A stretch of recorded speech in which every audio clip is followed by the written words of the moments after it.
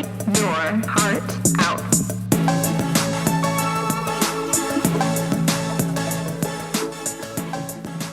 Hey, this is Write Your Heart Out, the podcast, and I'm Kayla Ogden. And I'm Rachel Sear. And we are going to go over some short stories that we wrote based on prompts that we picked from the Writer's Toolbox last week. Yes. And I think that we are going to do this on a regular basis, just picking prompts from this game that Kayla's husband bought for her, and then writing stories to see how wild they get, like how wildly different they are in our own styles and where our brains go. And I think it's going to be really fun. Yeah, I think it'll be really fun. We were thinking maybe we would do, these episodes would all have a certain name, like maybe Storytime, and then you can see them in the feed. And if this is something that you like to sort of listen to almost like an audiobook kind of vibe, you can like click to that. Or if you want more, I don't know, discussions and tips and things like that, you could listen to the other ones. Yep. Yeah. I think it's going to be fun. Or both. Yeah. Or, well, hopefully both. Hopefully both. Yes.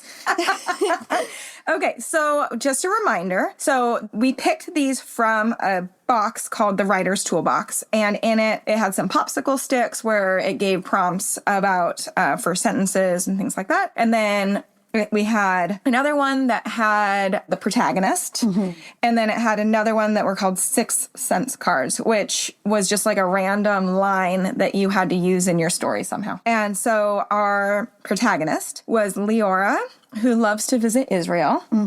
Our first sentence was, there were 17 cats living in Larry's basement. Gross. And our 6th sense card was ripped upholstery. Okay, I'm going to go first, and we're going to read our stories to you, and then we'll talk about it. In between. Yeah. Well, you'll read yours, we'll talk about it. I'll read mine, we'll talk about it, and then we'll talk even more about it. Yeah. Okay. So my story ended up getting to about 3,000 words, so it's a little long. You're going to have to bear with me here. But I think it's like a fun little roller coaster. Oh my God. Okay. Okay.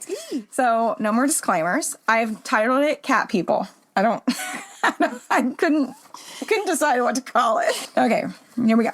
There were 17 cats living in Larry's basement, each named for a woman that he once knew or that he longed to get to know. The light tinkling of bells from their collars and the stench of urine combined and wafted under the basement door into the kitchen. Do you like to cook? Leora looked around at the cluttered countertops, keeping her hands on her lap as to not touch anything. She perched at the edge of her seat, conscious of her blouse, careful not to lean onto the dark, sticky film that she had observed on the back of her chair. She eyed the refrigerator that seemed to be covered in that same substance and wondered if he would offer her a beverage from that fridge, or if it even worked. Oh, Larry looked around, trying to find words, as though they may be hiding amongst the cat food cans and empty Tanqueray bottles littering the countertops.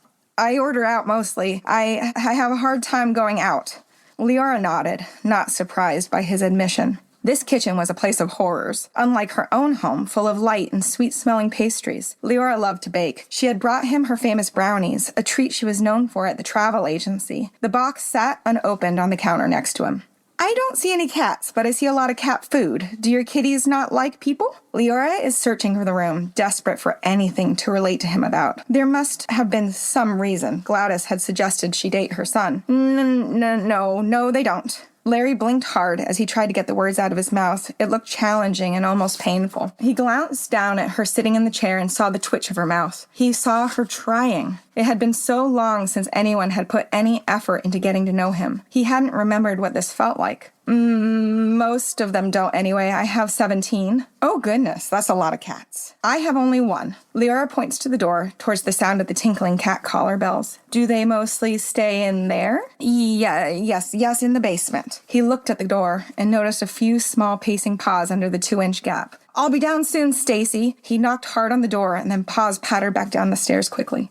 Leora winced. Her bleeding heart always did this. She wanted to see the best in people, and now her greater instinct to flee was fighting with sadness for this poor man and her own need to be needed. She pushed her glasses higher onto the bridge of her small, squished nose. She could see a hint of smile on Larry's face as he watched her. Her big brown eyes sat too close together and made her other features look small on her large, round face. She was self-conscious of her appearance and likened herself to a pug. She attributed this as to why she traveled the world, but in all of her 50 years had never found love. Something inside of her was desperate for Larry to want her, even if she was repulsed. Larry drew in a huge breath. My mom says that you travel a lot. The words flooded out quickly once he got going, as though they had been caught on his tongue. Yes, I love to travel. That's how I started at the agency. Leora looked at the manicured nails on her left hand as she pushed the hair nervously behind her ear with her right. Strands of hair fell out into her fingers and she sprinkled them onto the floor next to her without thinking. I particularly love Tel Aviv. Have you ever been? She smiled as the name of her favorite city left her lips. She could see the beautiful views in her mind's eye. No, I've never been anywhere. Larry's eyes followed Leora's hair as it floated down to the floor. My late wife, she hated people and traveling. Oh, Leora laughed. He had to be joking. A dark joke. But who would speak this way of the dead? It's true. She put it in the note. The air in the room turned thick. The only sound was the continued tinkling of the cat's bells. Oh, goodness, I'm sorry. I didn't mean to laugh. Leora placed her hand to her heart, embarrassed. You probably want to go. Larry said this as a fact, not a question. He knew he had said something that most people would find upsetting and was unable to mentally recover. Being around humans was too difficult, and this conversation needed to be over with. He stood up straight as though he was going to step forward, but didn't move. However, she stood, understanding the body language.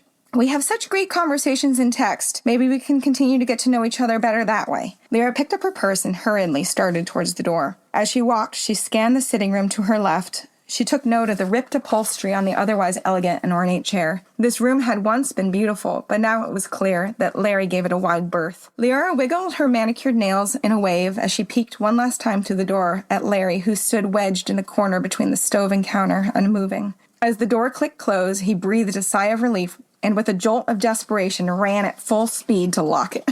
He turned the lock so hard that Leora could hear the bolt clash into the doorframe from the street. Breathing heavily from the exertion, Larry walked back to the kitchen and opened the door to the basement. He craved the only company that he truly enjoyed. Stacy, a black cat with fierce green eyes, hissed at Larry in greeting and then marked him with her scent by making figure eights between his legs as he turned on the stairwell light. Stacy was named for Larry's late wife, a woman that tolerated Larry at best. He was a means to an end for her, a person that she was confident would worship her while she did as she pleased. On their wedding day, an obligatory peck was all she could muster for the photo at the courthouse. During the 2 times she allowed Larry to enter her, there was a deep deficit of passion. She wouldn't even meet his eyes as he penetrated her, just a blank stare over his shoulder and a pat on the back upon completion. Stacy would, however, allow him to masturbate in her presence, and now the cat does the same. Piercing green eyes, watching him jerk away at his sad cock until he came onto his own stomach. The cat would sit above him, licking its paws, judging him, and then look away as wipe himself off, choking back tears. When he found her dead, hanged in her closet, a note on the floor that had been soiled in her own piss read, "I hated you all," and not one person was surprised. Larry trips over Stacy. "Fuck, you stupid fucking cat!" and winds up to kick her, but holds back. The vicious retaliation he would need to endure from the beast was not worth it. "You're just like her," he spits at Stacy and glares. Larry turns to a rundown cabinet, the hinge of which was hanging crooked and creaked as he tugged it open to pull out armfuls of cat food. Larry didn't register the hinge or didn't care. It was just one more thing to do in this miserable life. Tugging open each pop-top with a sharp jerk, Larry muttered to himself and shook his head as he went over Leora's visit.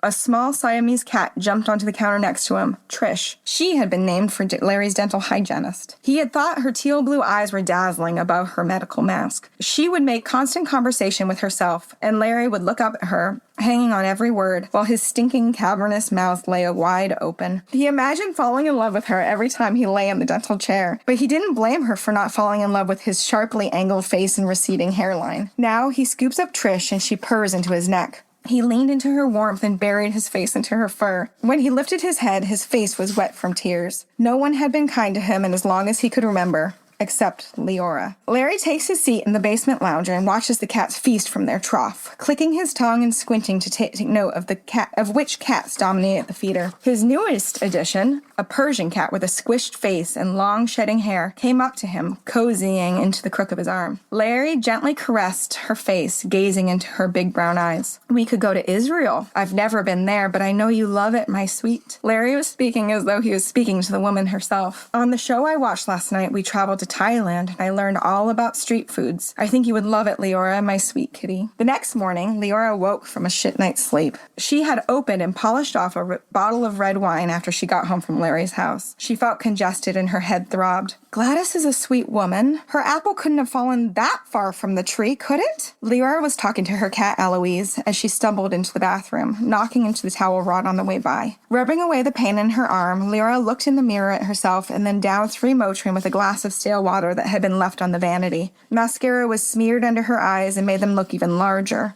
She disliked her face more than usual in this moment, and her confidence was at an all-time low. How could she have been set up with that poor, sad man? He smelled, and not just because of the cats. He emitted a stench that surely came from periodontal disease. She had smelled it from across the room. Larry's mother, in a last-ditch effort to save him from romantic destitution, had practically begged Leora to go on a date with her 55-year-old son. Leora, having nothing left to lose, agreed.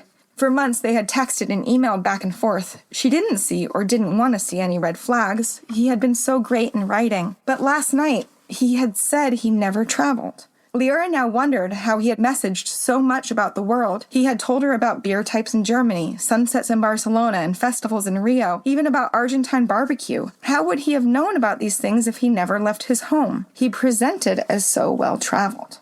Leora went to the kitchen and she put out the empty wine bottle into recycling as the phone rang. She still had a wall-mounted house phone and she watched it ring for a moment. She adored it when this phone rang. It was so classic and romantic. And picked up the phone, twirling the cord in her fingers. Hello?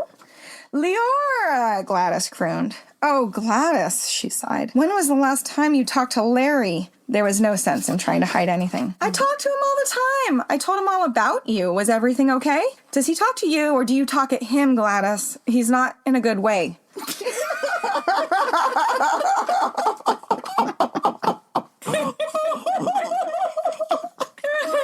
Okay.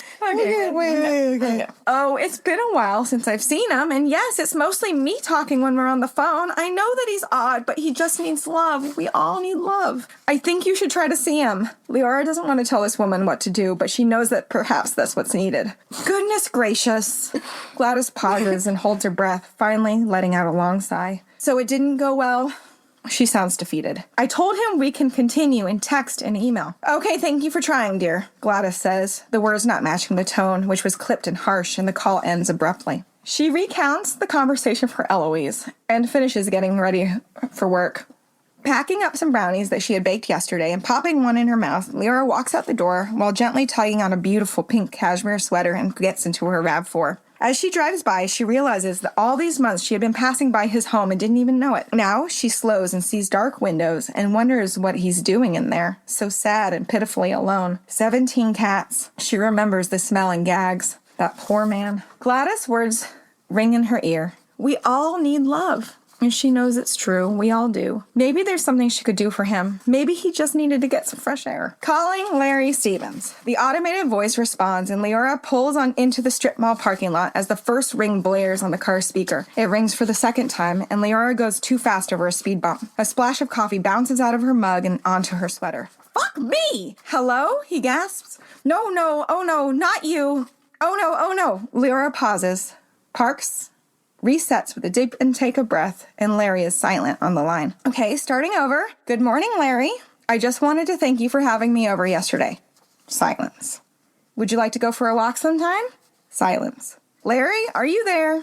You don't have to if you don't want to. She honestly wasn't sure if she wanted him to agree to come or not. That would be fine, he finally says. Okay, should I come by tonight? Leora tests. Fine, yes. He hangs up. Leora shakes her head, wondering what the fuck she just did. We all need love will have to become her new mantra for the day. Leora arrives at his house straight from the work and peers in the windows to see they are just as dark as this morning. She looks down and gives herself a once-over before knocking. Her loose blouse was only slightly stained from the coffee that had gone through the cashmere. This will have to do. She knocks, bracing herself for the smell that was so unexpected yesterday. No sound of footsteps coming to the door. She knocks again, this time with intent. Faintly behind the door, she can hear the tinkling of cat bells and meowing. Strange. She remembers he said the cats stay in the basement. Leora knocks again. Still nothing. Leora tries the knob and it opens. Immediately, 6 cats rushed the door, each with colorful collars and a name embroidered in large, bold letters. A cat with a hot pink collar and the lettering Lila comes over, rubbing against her ankles. The stench from the kitchen is strong, and she can see the basement door is wide open. Larry?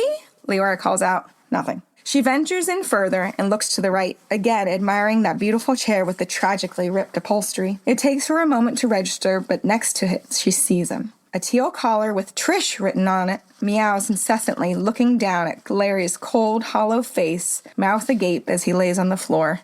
He was dead. Oh my gosh. Whoa, that was so good. Thank you. Oh my God, I love it. Okay, good.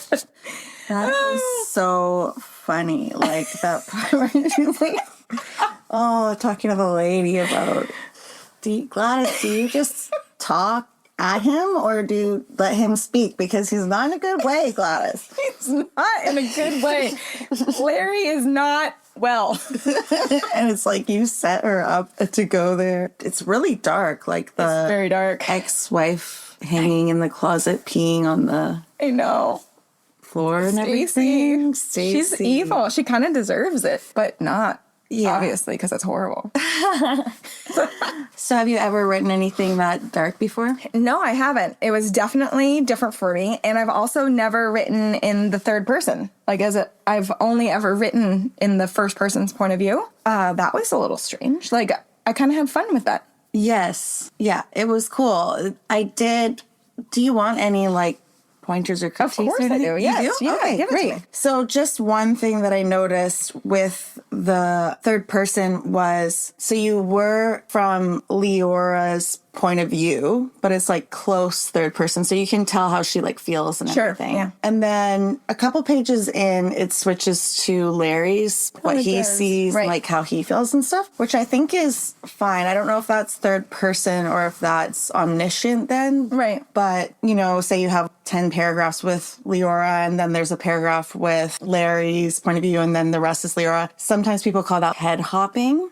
So it can just be a little bit jarring to go from one to the other. So what I would do is I would do Leora for the whole first part until she leaves and then start Larry's third person close point of view from the moment he runs at the door and locks it. So Yeah. I would just look at what's in the top part and switch it to her point of view. Okay. Yeah, but other than that, I thought that you did like an excellent job. I'm very excited to hear yours. Okay, so I worked on this for a while, and I have an urge right now to do this thing where I go, oh, I didn't work on it that much, so that if it's not great, Disclaimers. I don't have to own it. Do you know what I'm saying? Yeah. But I think that that's shitty and a cop-out. Also, like, yeah, it was just sort of an interesting journey for me working on this because I was like, okay, we did these 3 prompts, and I want to be writing short stories to get them published, right? Sure. And then I started writing this and I knew where it was going to go and everything. And I was like, you know what? These prompts are too constrictive and this isn't something that I would want to write. So since I know where it's going already and I already wrote a couple pages, that's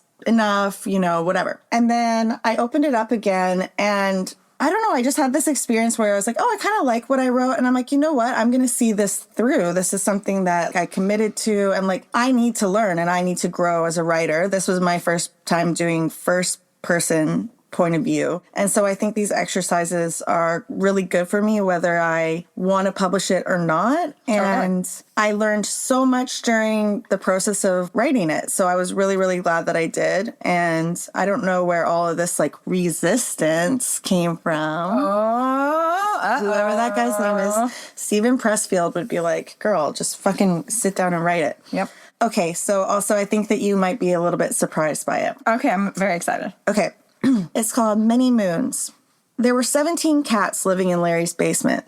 This was my first interaction with him on Many Moons, and he wanted to tell me about his cats up front before things got serious. I was glad he had. Goodness, can you imagine being surprised that someone has 17 pets of any kind? Tropical fish might be okay, given the tank was nicely cared for, but cats? I shuddered to imagine the feral smell, the ripped upholstery. It was too bad, as Larry looked tall, lean, and dapper in his photos. He had a full head of salt and pepper hair. Still, I spent the morning crafting a heartfelt but straightforward response to his greeting, which equated to essentially, thanks, but no thanks. My granddaughter Emma was concerned that I had already given him my phone number. But Larry took the rejection well, and I wasn't concerned. What could he do, call me to death? Emma created the profile for me on many moons early that morning, sitting at my kitchen table side by side in front of the used MacBook Air her mother had gifted me. I asked Emma if the moon reference had to do with single seniors being in our twilight years. For me, the phrase twilight years evoked a sense of mischief. Emma didn't know. I asked her if the website was targeted towards Indigenous seniors. She said no. I said I didn't mind. It might be nice. I had never been with a Native man. She blushed and then said, still no. Well, if you don't want to hear these things, then don't meddle in Grandma's romantic business, I said. She giggled. I felt like a college girl again, whispering in the dining hall with a sorority sister. I didn't download the app onto my smartphone. The device was daunting enough with the few applications that came standard. On many moons, there was an option to share phone numbers and even mailing addresses once matched with an eligible suitor. Though I can type exquisitely, some of the gizmos on the website are downright tedious. I'd much prefer to flirt in another mode. My generation is not too awkward to hold a conversation on the telephone, not too impatient to wait for a letter. Anticipation can be more than half the fun. As it turned out, there was another man waiting in the wings. Lawrence this time. He was a nice-looking man in his 60s, roughly 10 years younger than me. Emma said he was hot. I cocked an eyebrow, but didn't discourage her. If she's savvy, and I believe she is, dating older men could have its benefits. Lawrence sent me cyber flowers, expressing interest, and how that little digital bouquet sent my heart fluttering. Lawrence's photos were close-up selfies he had taken at odd angles, bald head shining. I didn't think I liked his look as much as the other Larry, but what could I really learn from photos a man took of himself? It's the cologne that gets me, or the raw smell of a man. I don't mention that detail to Emma. Over the next few weeks, Laura and I spoke on the phone each night at 6 o'clock right after dinner. Larry didn't seem to get out much these days. Not like me. I loved to travel. I even had a trip to Israel coming up. To Emma's chagrin, Lawrence convinced me to book a layover in Seattle near his home. He reserved a room for me at the airport hotel and offered to pay for a taxi to visit him. This all felt quite sudden, but really, time was of the essence. I don't have a lifetime of love ahead of me, but there will be more love in my life. Emma told me that excitement and anxiety are the same feeling, and did I know which feeling I was having? Let's not turn the butterflies into moths, I said. When I got off the plane, there was a beautiful driver in a black suit holding up a sign that read Leora. How romantic! How civilized! The driver walked me through the airport all the way to the adjoined hotel and left to pull his car around as I dropped off my suitcase. Then I was whisked away in an electric car with the steel logo that looked like a uterus on the bumper. David, that was the driver's name, a man in his 40s whom I wouldn't have minded spending more time with, helped me out of the futuristic vehicle. He read a note from his phone which instructed me to go around the side of the house to apartment number 3. My low heels clicked along the cobblestone path beside the 2-story character home, which had been retrofitted to accommodate several units. I saw the number 3 and a stairwell leading down. It was dark in the shade of the home. There was heavy ivy crawling up the walls. I glanced back at the clear street. Why hadn't Lawrence picked me up from the airport himself? He was only 68, but perhaps he had poor eyesight and no longer drove. But he should have been waiting on the walkway for me when I pulled up. That would have been a nice gesture. I hesitated at the top of the stairs. There was a window beside me and 2 tabby cats curled on the sill inside, between the curtains and the glass. Lawrence hadn't mentioned having 2 cats. Perhaps this window belonged to a different residence in the house.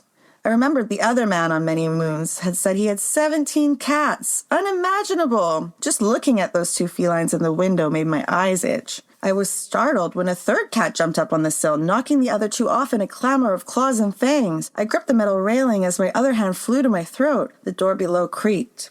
There he was below, wearing a minty button-up tucked into khakis. He held a fluffy gray cat under his arm like a football. He ran his free hand through his hair. Leora, he said, welcome. No, I gasped. His pet wriggled free and pounced away with a sharp meow. An orange cat paced a figure 8 around his slippers.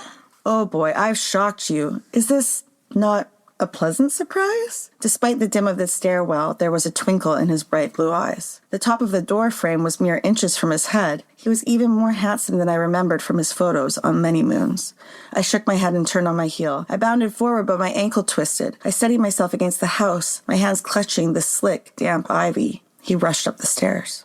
I sat on his firm couch with my leg lifted on an ottoman. A bag of frozen peas inside a dish towel was thawing on my ankle. He placed a hot mug of tea in my hands. There were cats everywhere. Each wore a different colored collar. Every hue in the visible spectrum was displayed around the room in lines around their necks. There were 4 on the couch next to me. My lips tingled. My throat felt rough. I took a sip from the mug and scalded my swollen tongue. I set the mug on the side table. Larry, I said, I need you to call me a cab. You just got here. You can't leave on such an awkward note. And your ankle. Why don't you rest here for a while? You need to get to know me and the ladies. What? Ladies. My girls, all the girls. He made a sweeping gesture. I need an antihistamine, I admitted. Do you have anything, please? Is there anything? Is there anywhere to sit outside while we wait for the cab? Larry slid his hands into his pockets. You didn't tell me you were allergic to cats. I sniffed as my nose began to run. A huge, terrible-looking calico was kneading my leather handbag. The charm on its mauve collar read, Karen. Oh my God! I gently pushed the cat off the couch and found the smartphone in my bag. Don't push Karen, Larry said, bending to pick up the calico. They all understand English. I stared at Larry through watery eyes. He buried his face into the cat's neck. Please, Larry, I need medicine or I need to get outside immediately. I sneezed into my elbow. I fiddled with my smartphone until I managed to unlock it with my fingerprint. I found Emma's name in my contacts and pressed on it. Are you one of those women who can't put down her phone? He said. He took the phone out of my hands and placed it on the side table next to my mug. You didn't give me a chance to tell you about my cats. You simply dismissed me without learning anything about them, why I have them, what they mean to me. I'm allergic, Larry. It's really not an option to be involved with. My voice squeaked and my chest felt tight. I had never had such a strong allergic reaction before. I tried to breathe through my nose. Panicking would not help me now. I needed to keep my wits about me. Please, I rasped. Antihistamine. I lowered my ankle from the ottoman. My family knows I'm here, I managed. Right you are. Of course, I have something. He waded through the felines over to his small kitchen. I could see him rummaging around in there from the large rectangular serving hatch on the wall. I grabbed my phone and placed it to my ear. Emma was yelling, Grandma, what's going on, Grandma? My throat was closing. I could only squeak into the phone. I stood, snatching at my bag, and stumbled toward the door. Larry was yelling, one for every woman I've ever loved, to honor them, to keep them close. Each of my beauties has the same shade of hair and the same eye color as their namesake. What color are your eyes, Leora? I fell to my knees, my mouth wide. My lungs desperately tried to pull breath through a closed pipe. I could feel my eyes bulging. A cat leapt onto my back. Then Larry was there, crouching before me, peering into my eyes. Oh, he sighed. They're brown. What? We wrote the same thing. We are such creeps. Oh my God. Yeah. Larry, I hate him. Yeah. Well, Yours is a little more evil. Mine's really sad. Yours is Sad and pitiful, but also a creep. I thought yours was more like realistic because it's like either way they would have to be mentally ill too. Oh my God, yes. Yeah. And both of them have colorful collar. To like tell all of them apart kind of. And they're right? all the ladies. They're all the ladies they loved. I mean, I guess what we're learning here is a man with 17 cats is gonna be weird. Yes. And there's probably a type. Yes. And we have that in our head. I love that story. That was really fun. Yeah? Well, yeah, I didn't know where it was gonna go, Really? obviously, and I liked it a lot. Yeah, okay, cool. I think that yours was better. Oh. I do. I really do. I think that I loved, you really put me in it and it was so funny. When we first met and I told you the ghost story Yes. in real time, like we were sitting together and I told it, you commented on how I was such a good storyteller. And then recently I was looking at one of our textbooks for school and it was saying that storytellers are good writers. And like it comes it goes hand in hand. Yes. Obviously. So maybe it's just that. Like it's just like a storyteller, writer connection thing. Right. I don't know. Yeah, no, you are a great storyteller. Thank you. Don't you hate it when you have a story, and maybe it's one of my like top 5 go-to stories or whatever, anecdotes. Sure. And even just my personal stories that I'm telling people, it's like at the end, there's going to be something to maybe surprise you or something that wraps it up or something that's funny, right? Like I'm getting somewhere. Yeah, your climax. Yes. And you're telling a story to maybe a few people and you get to one funny part and then everything dissolves in terms of your audience. And they start laughing and then talking about their own thing, but you haven't gotten to where you needed to go. And your story didn't, you're like, oh, fuck, like it didn't even land. Or somebody halfway through your story goes, oh, and then was he a cop? And then ruins everything. And then you're like, well, yeah, okay, don't have an experience. I'm gonna fucking take the wind out of my sails. I hate that. And then there's people who, so my best friend, Amy, we were talking at some point in our lives. We've known each other since we're 7 and 8. She was living in a new city and we were talking about her making friends, and she is such a social butterfly. She's the type of person that gets invited to like 10 weddings every summer just because everybody thinks she's, their best friend. Wow. But they're not. She's my best friend. Back off. Back off. And anyways, she was living in a new city and she said, it's hard to make really close friends. Like I was like, yeah, it takes time to really bond. And she was like, yeah, but also a lot of people aren't that funny. And I had never really thought about it that way, but I do notice now some people do not tell stories when they talk. It's true. And Amy said to me, yeah, that's how you talk. You talk in stories. Totally. And I think you do that too. Yes. But you'll have some people who you'll be like, hey, like, how was your week? And they'll just say, oh, Marty made the soccer team. And you're like, okay. When really there is a fucking story there. Yes. Did he want to be on the soccer team? Did you pressure him into being on the soccer team? Did you think he would make the soccer team? What were all the obstacles that got in his way? And then Totally. how did you feel when he fought? Where were you sitting? What did it look like? How did you feel when it happened?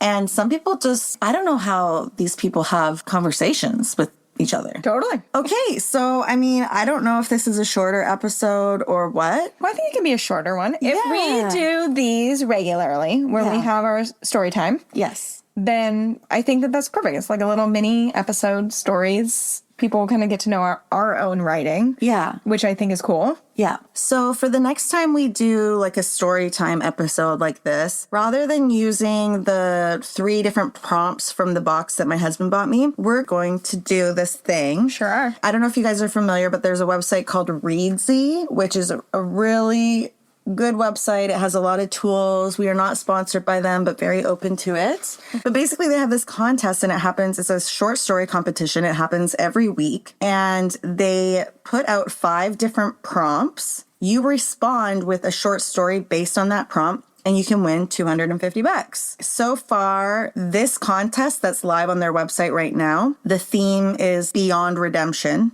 Ooh. And there are 100 entries and 66 stories. I don't know how that's possible. But there's 4 days left, 7 hours, 54 minutes for us to write these stories. I'm willing to bet you have to pay to submit. And so some people have paid multiple times to submit their one story. Don't you think? Bullshit, isn't it? That would be my guess. How else could there be 66 stories and 100 entries? Oh, well, I don't really like that. I don't want to... It should be based on, like, the merit of the story, not how many times you submit it. No, you're right. Okay, so basically, there's this Readsy contest, and Rachel and I don't know all the ins and outs of it yet, but we are going to pick one of the prompts that's live. We're challenging ourselves to each write a story based on those prompts and submit it, and we only have 4 days, 7 hours, and 53 minutes to do it. And then I guess we'll talk about our experience on a future Storytime episode and also read our stories. Okay, so Rachel, I'm going to let you choose the first prompt. Okay. Write a story with the line, quote, I didn't have a choice. The second one is, center your story around someone who makes an irreversible decision, knowing it will haunt them forever. Ooh. Oh, scary. Write about a character who becomes the villain in another character's story. Okay. Center your story around a character who breaks the rules for someone they love. Aww. And write about someone who chooses revenge, even though forgiveness is an option. Oh, let's go revenge. I don't know why. I feel very drawn to that one. Okay, so Rachel's going to go with revenge, and I'm going to go with write about a character who becomes the villain in another character's story. Okay, wait, hold on. I need to write down what I'm doing. Write about someone who chooses revenge, even though forgiveness is an option. Okay. Oh my God. And I have 4 days, 7 hours, and 52 minutes. Okay. I'm in. Yep. And if you guys want to know more about the contests, you should just go to Readsy. Apparently, if you win, you have a chance to be published in Prompted, which is a new magazine where they feature 12 prize-winning stories from the community. Fun. So this is like kind of a chance to get published as well, but there's like 66 stories already. So it's pretty stiff competition, but either way, I think it's going to be really fun to see what you do. And I think you have a really good shot. Oh, I think you do too. I did really love your story. I did. I can't believe we wrote the same story. I cannot believe we had so many specifics that were similar. Yeah. I promise you, people, we did not talk about this. Yeah. So the prompts were the Leora loves Israel, Larry has the 17 cats, and the ripped upholstery. Leora is supposed to be the protagonist, which she was. But it's like both of our minds went there without, I don't know, I didn't think that it would be such an obvious place for it to go. I didn't think so. Is it? I really thought that I was going somewhere dark and that you wouldn't Different, want that I to wouldn't go. Yeah. Well, yours was very dark. The fact that we chose older people, I guess, is Israel more attractive to older people in our minds? Leora and Larry. They are older names. Yeah. But at least Larry's handsome in yours. Yeah. Mine is, he's gross. So sad. Oh my gosh, the part about him laying there with his mouth open, like looking at the lady. Dental and hygienist. then how you brought it around, the dental hygienist cat was looking down at him with his like mouth agape when he died. I know. Oh, it was so, I love the way that you're able to just like bring things back around. I love bringing things around, you know? So how long do you think you spent writing this one? Honestly, not very long. It just flew out. Yeah, I'm a pantser, man. Yeah. I really seem to be. So maybe like 3 hours total. Yeah. And then I just kind of honed it in after that. Yeah. How many hours do you think you took? Probably the same amount because I think I sat and I sort of wrote it out in the first hour and then I gave up on it. I was like, meh. And then I was just sort of like, meh. I was mad at like the constraints. I was like, how am I supposed to write something like this? Like me when I'm big and I'm never gonna want to like me. I'm acting like I was mad at it, but it was just sort of like, I don't know. I don't know why. It's hard to love a character that you're assigned. It's like an arranged marriage. Yeah. You know, it's like you kind of have to be in love with what you're writing. And it's hard to fall in love if you're assigned. Yes. And I also found that Larry's 17 cat thing was a little, to me, I thought it was like a little bit corny. Sure. When I read it, so I was a little bit like I wanted to be able to just take that sentence out or like reframe it, but that wasn't like the assignment. But yeah, so anyways, then I went in the garden this morning and I worked on it for a couple of hours to kind of like wrap it up. Mm-hmm. But normally, hopefully I would have made this better if I had edited it. But one thing that I think I'm learning from your writing is, I don't know. I want to listen to yours again. It's something about the way that people are moving around that just sounds really like believable and like slice of life. I don't know. It's just so funny. Like I don't even know why that particular line had me howling when she calls Gladys and Gladys is like, oh, how's it going? And she's like, Gladys, do you just talk at him? Because he's not in a good way. Gladys needs to take a little ownership over what she's done to her son. Clearly, Gladys. So how did he die? He was on the floor. I'm not sure. I'm trying to decide. Well, I don't know. Okay, so if this was a longer story, and it was, if I was to go like 2 all the way, like we were going to go further in with Larry and Leora, I was going to make it so that Leora becomes a suspect in a murder of Larry because she was there. She was the last one in his house. Her hair is on his floor. And like I was kind of setting it up so that it could have gotten to be a bit of a, did she kill Larry? Whoa! Yeah. I'm very intrigued by murder mysteries. And one of the classes I'm going to take at CSM in the future is of like a mystery class. And I feel like I could maybe go down that road. Because she drank a whole bottle of wine. She was feeling really shitty the next morning. Maybe she went, his house is on the way to work. Maybe it was like a little bit more of a path than she realized and she went back there. I don't know. Leora.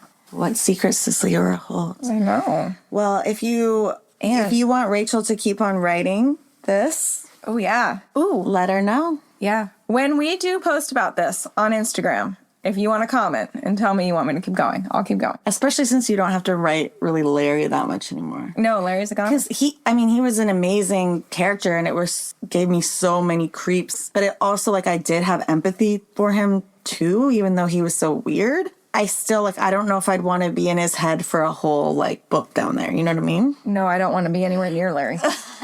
But we're going to keep on writing, and we'll be back with you guys.